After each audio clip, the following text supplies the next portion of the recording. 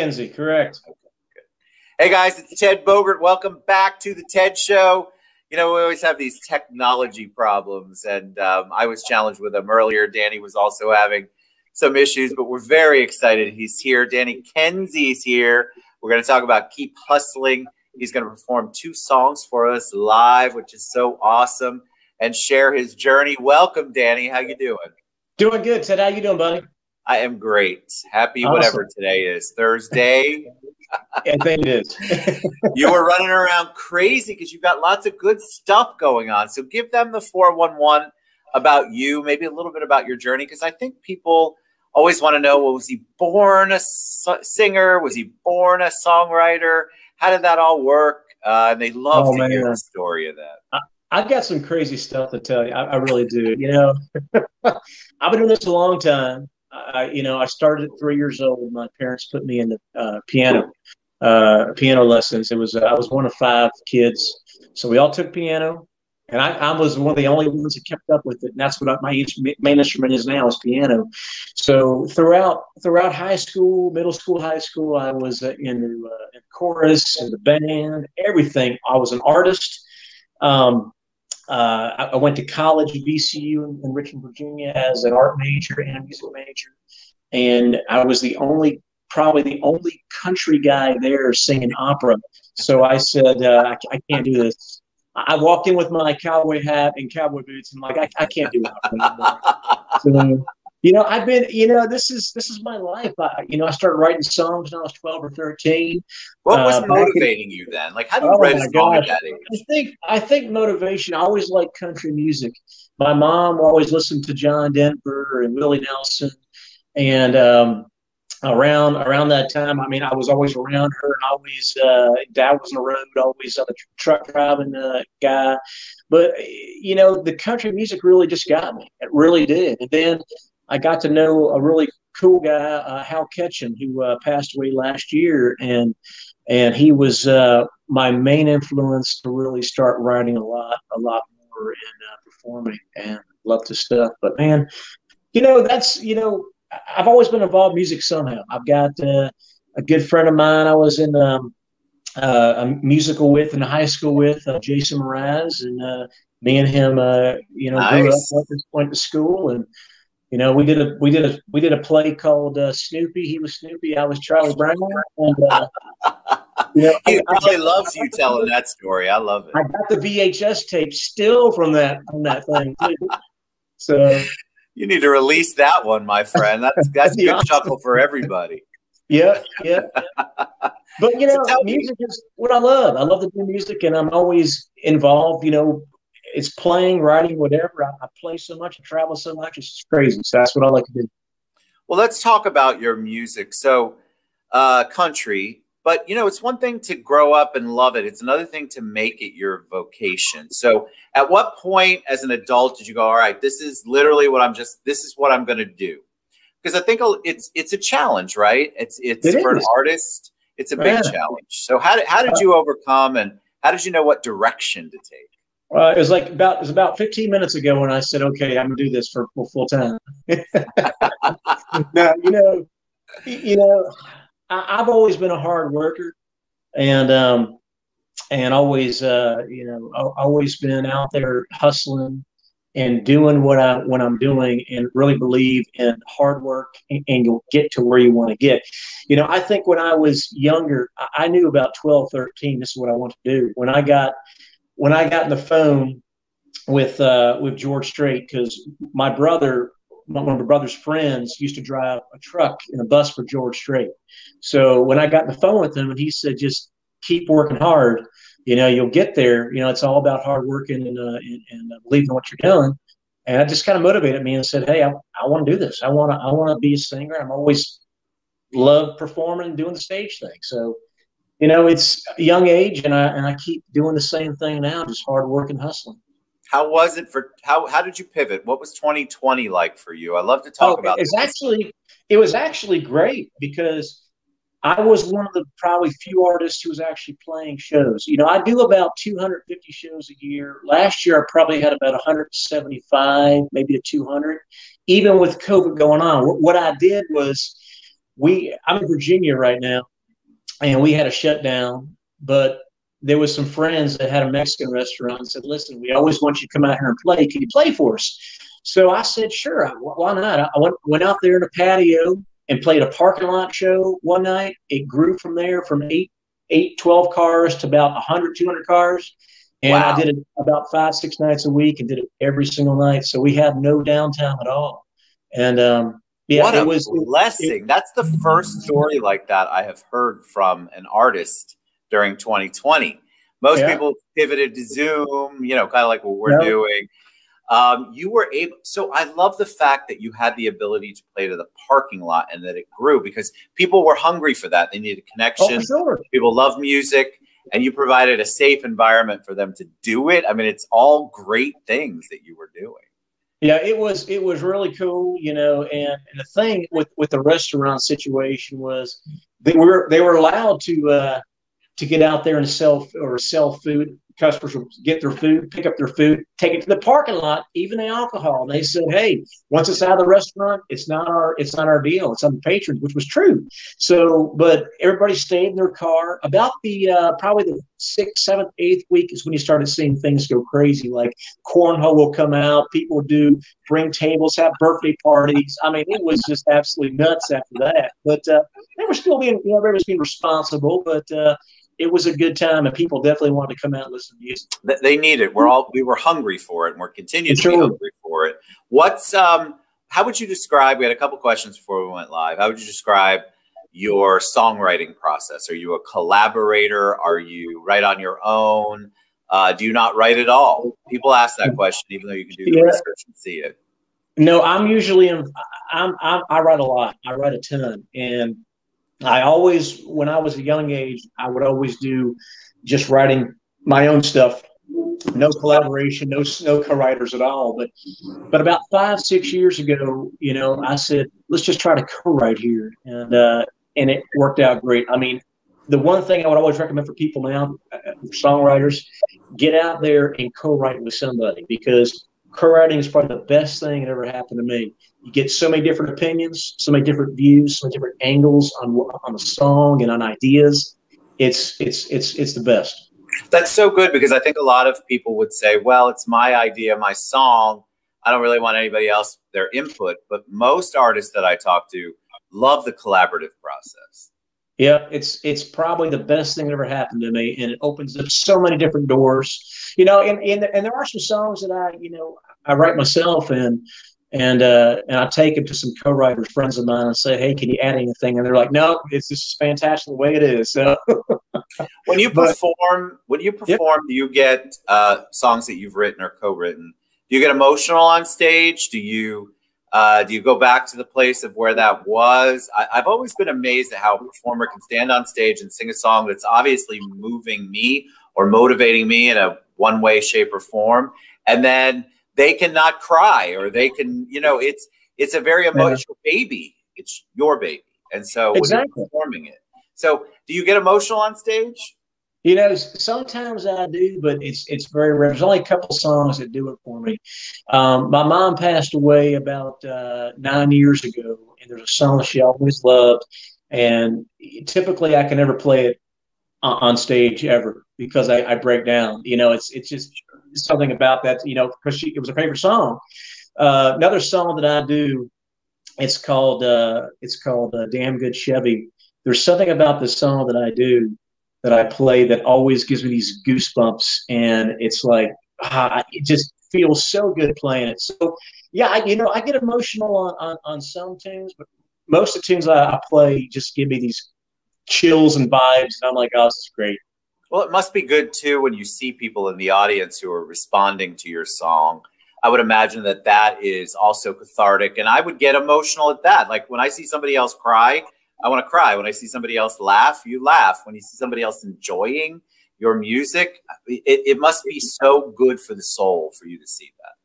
Oh, it is. It's great. You know, up to about 10 years ago, I mean, I could open a produce stand up on tomatoes and stuff being thrown at me on stage.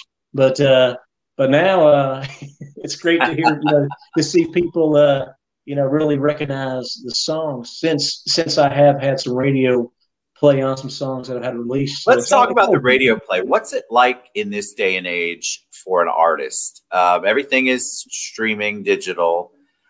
Is it difficult for you to get your music, your voice out to people who don't just come to your shows? Is it an interesting process for you to kind of promote yourself in the world that we live in now? You know, it's so much more. You know, it's just so much more to do nowadays with social media. You have to be on every single platform there is to work it. But for radio play, you know, if I had a jacket like that, I could probably get a lot more spins. You can have it, my friend.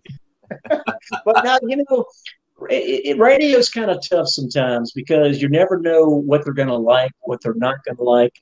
But for me, I have always been, again, hustling and a hard worker, and I just keep working hard at it. And I kind of find ways that songs will work. You know, I do my research. I research radio. I research radio stations. I do these things. Certain times of the year that I know a song can go out, what they're looking for, keywords. So, and I've had success with it, you know, and what you need to do is distribute to radio, get a great radio promoter to help you out, and hope for the best. I love it. All right, so you're going to sing for us. I am. I'm excited. All right, so this is where I removed myself. Tell us the first song that you're going to sing. All right, let's see if you can hear me okay on the microphone. Is that okay? Yep, I can hear you. All right. This is the song, the new single right now on radio called "Lonely Girl," and 3 of us wrote the song. 2 of my buddies in Nashville that are top songwriters, top hit songwriters, and this one just charted today on Music Row at 70. Congratulations! Thank you, man. Once you reach 80, it's a charted song. This is my second charted song in like less than a year, so I'm happy with this one. So hope you like it. Awesome.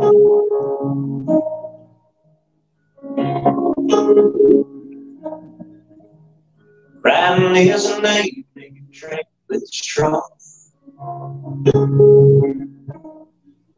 Bet you're wishing right now you never let yourself fall.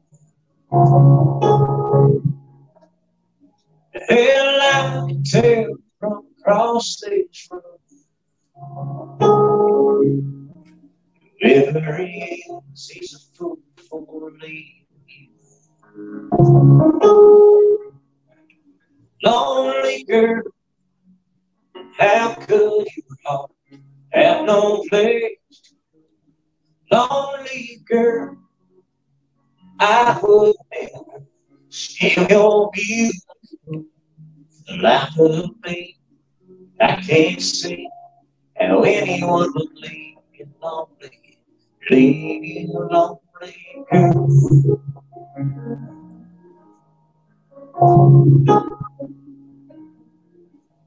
I guess you didn't know it's every head turn. When you walked in trying to heal her, pretty as you always crying, it's a shame to see those tears running down your face. All I can say, lonely girl, how could your heart have no place to go? Lonely girl, I would never steal your beauty for the life of me. I can't see how anyone would leave you lonely, leave you lonely girl, lonely girl, lonely girl. How could you have no place to go?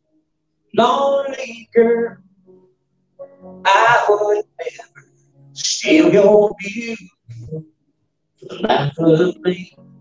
I can't see how anyone would leave you lonely, leave you lonely girl. Riding this late train with straw. Bitch, fishing right now, you never let yourself fall.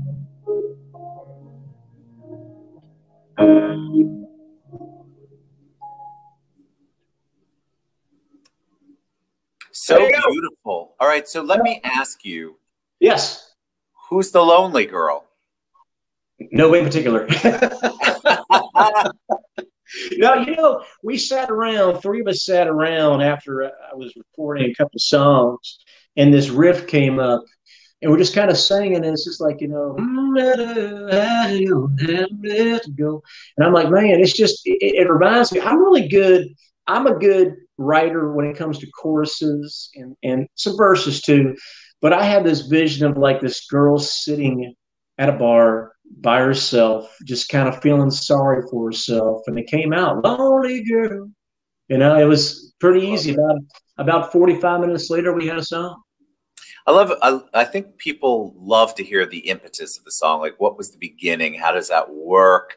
You know, you always want to put a face, like there's some sort of story. But I think we could all relate to that. I think we all have known the lonely girl at the bar. So I love that. It was beautiful, actually, really good. And you know, I take myself off now that you've done one.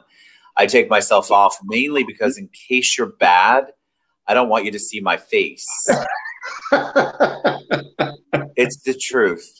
So hey, you can't hide it. One time I had somebody on who I thought, wow, people have been lying to you your whole life, but you don't want to break anybody's dreams. So my face told everything, though. So I refused to be on while you're singing again. That was awesome. I loved it. Thank you. Appreciate it. All right, what's next? What are you doing for us? Oh man, I got about. I thought you were doing 2 songs, right? Oh, I am for sure. You know, I've got about 100 songs, so I'll try this new one that I just wrote. And I love your voice. It's so clear. I don't want to sound like Paula Abdul, if you remember that from American Idol. Your tone is so good. But you sound amazing. And that's kind of funny because a lot of people say my tone is fantastic, and it's funny because they say it's soothing, it's calming. I'm like, okay, like I'm putting you to sleep, so I can just but I understand what they're saying. Hire me to come over at nighttime and put you to sleep. Be fine. No asleep, but you know what it is? It's calming, and then you can actually pay attention to what you're saying. Right. You're not shouting. You're not screaming at me. Exactly. Well, this one, I just wrote the song very recently, so if I forget I just want to do it because I like the song a lot, and it feels great. It flows great. It's a simple song like Lonely Girl is. This one is called I Wonder, and it's all about, you'll hear it, hopefully. All right, here we go. Danny Kensy, guys.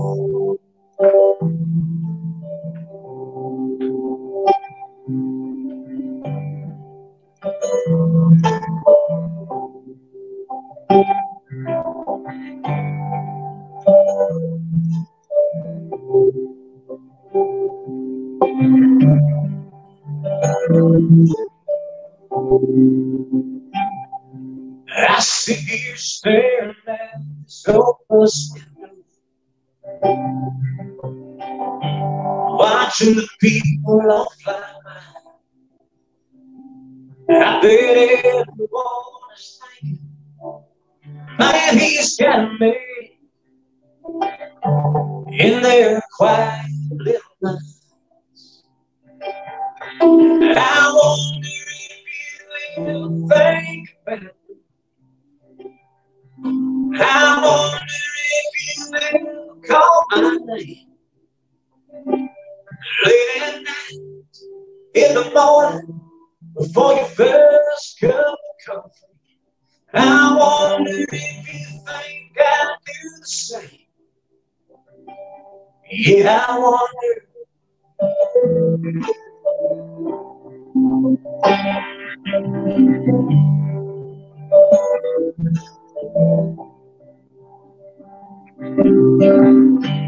Pulling up this here hip town,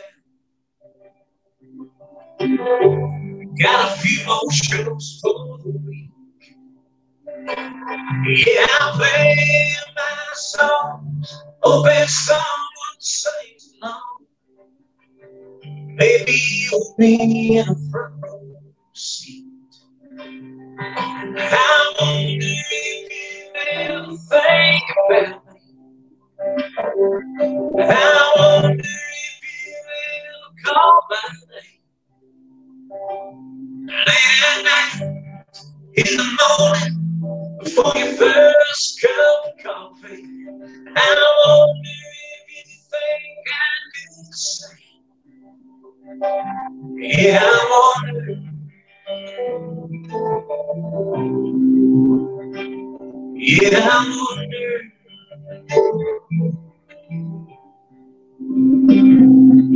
I wonder if you ever think about me. I wonder if you ever call my name. Late at night, in the morning, before your first cup of coffee. I wonder if you think I do the same. Yeah, I wonder. Yeah, I wonder. Yeah, I wonder.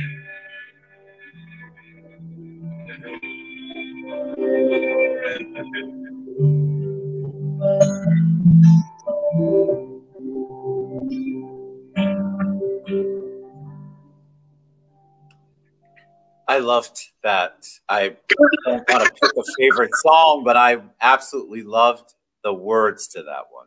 Man, this is the way that I look at music now, and I have been looking at it for a little while. Is simple, to the point, these mellow kind of tones, and just people want to know. They don't want to dig so deep into a song. Sometimes it's like just say what you got to say, just do it.